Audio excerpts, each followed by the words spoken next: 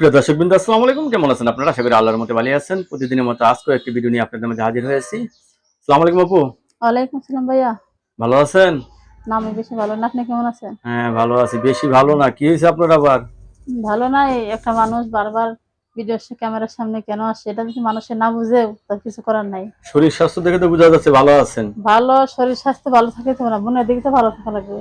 শরীর স্বাস্থ্য ভালো দেখে মনে দেখে ভালো নেই। না, মনের দিকে ভালো নাই। বিয়ে বসতে চাচ্ছেন? অবশ্যই বিয়ে শাদী বসতাম। আগের স্বামীর সাথে কি হয়েছিল? সে মারা গেছে ভাই। কত বছর ধরে? এই কুরবানি দিলে 5 বছর শেষ হবো। 5 বছর ধরে স্বামী ছাড়া আছেন? হ্যাঁ, ছেলে সন্তান আছে? আছে, একটা ছেলে বাবু আছে। একটা ছেলে বাবু আছে। আপনি কি কাজ করেন? আমি ভাই বাসা বাড়ি কাজ করি। বাসা বাড়ি কাজ হ্যাঁ। করছেন। এখন বাসা বাড়িতে কাজ করতেছেন, এখন বিয়ে বসবেন হঠাৎ করে? এদিকে বাচ্চাটা ছোট ছিল, তখন বোঝার বয়স ছিল না, রাখার মতো কেউ ছিল না। এখন একটু বাচ্চাটা বোঝে। এখন যে বাচ্চার দায়িত্ব নিয়ে কেউ যদি আমার বিয়ে শাদী বসে, আপনি বিয়ে বসবেন? বিয়ে শাদী যদি করে, অবশ্যই বিয়ে শাদী বসবো। বাচ্চাটা হাফিজুল লেখাপড়া করতে দিছি। এই কারণে মানুষ শুনালেও মন কাজ শোনে না। যদি দর্শক, এই আপুর কথাগুলো শুনলেন। আপু স্বামী ছাড়া আছে, তো আপু বিয়ে বসতে চাচ্ছে। ছেলে যে বয়সের হোক, আপুর কোনো সমস্যা নেই, ঠিক না? না,